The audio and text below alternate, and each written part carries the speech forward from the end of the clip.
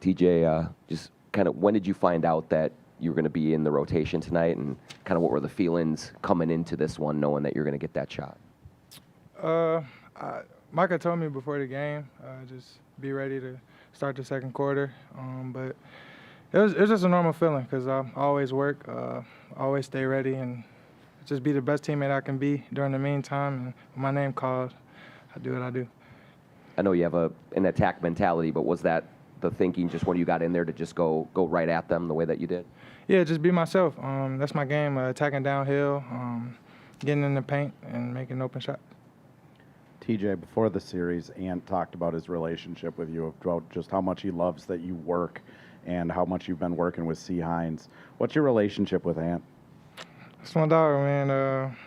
We talk all the time, give each other feedback. And like you said, we both work. We both work hard, and we love the game. So we gelled right away when I got here. Nas, were you beating yourself up from the Oklahoma City games? Kind of what was the big difference today? Nah, I'll never beat myself up. I mean, especially being around Ant. You never really get down on yourself. I mean, games come and go. Great night will come. You know, the next day you might have a bad night. You just got to try to find a way to be consistent. I think, I've been pretty consistent throughout the whole playoffs. And, to myself, I'm just, thinking like, they'll fall. Shots will fall. As long as I'm doing other things to stay on the court, that's all that matters. And just what's the mentality now? Did you guys say anything in the locker room and going forward? Yeah, and it's just the first step to the right direction. We got a lot more basketball to play, a lot more hard work to, accomplish. So I think, we're all, ready to do that. We got the win tonight. I got to try to carry this, this mentality and this aggression that we had tonight over to Monday. Nas, how come you're the guy that gets called for the reach all the time and nobody else does? They've been slapping the fouls on you, man. I wonder the same question. It happens, though. I mean, just got to try and, stay in the game, stay in the zone, stay locked in. Stuff happens. Refs aren't perfect. I'm not perfect. So, I mean, just trying, like I said, gotta try and, be consistent, both parties. Nas, you were visibly upset in Oklahoma early on, and you came in and really took care of business today. Was there like a process between Game 2 and Game 3? Was it music? Was it talking to yourself? Was it gathering around teammates? What was the difference between 1, 2, and then Game 3 for you? Probably just the crowd. Not really anything different routine-wise. Just the crowd, probably, having the crowd in your back pocket or whatever the case may be. Just, having them support you, and then obviously your teammates supporting you. Me and TJ got a little joke that we got going on. It's like in the box or whatever the case may be. So just trying to stay focused, stay locked in, and stay dialed in on every aspect of the game.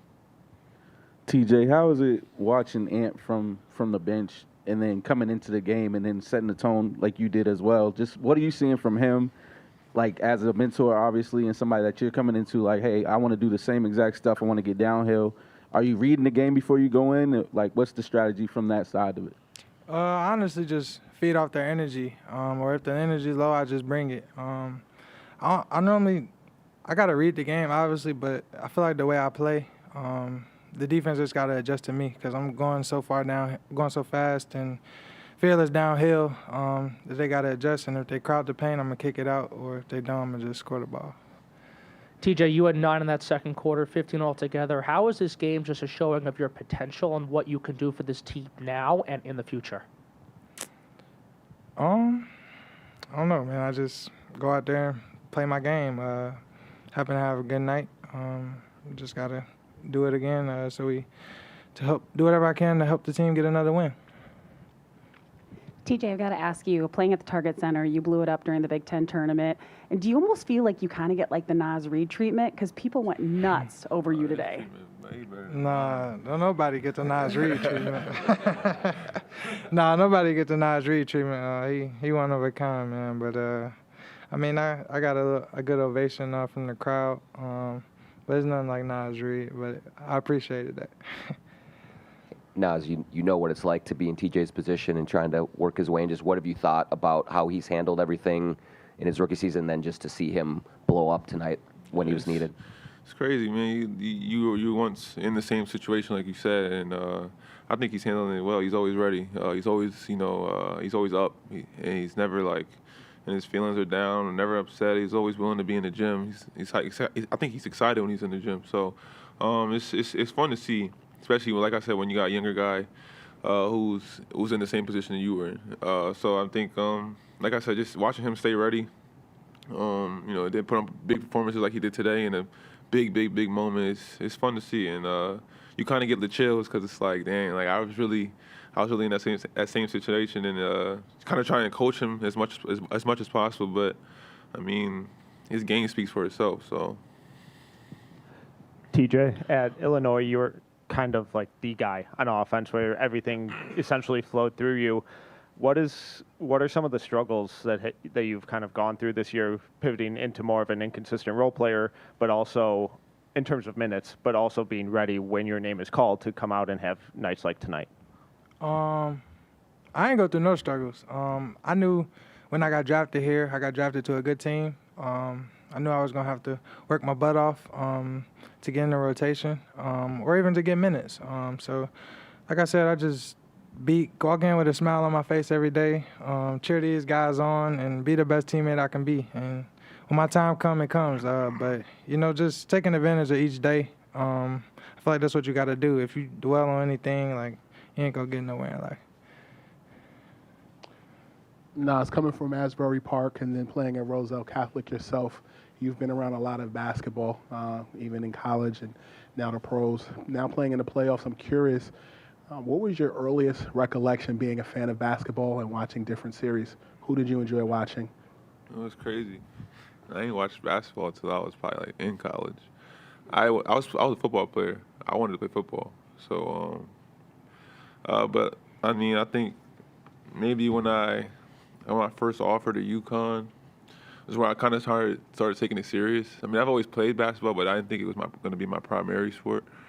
But yeah, I think maybe maybe my senior year when I kind of knew like I had a chance to really do something with the game of basketball, and then I think growing up, I always watched when I could. I always watched DeMarcus Cousins. He's a skilled big. I was kind of heavy set at the time too, so he's kind of remind me of him.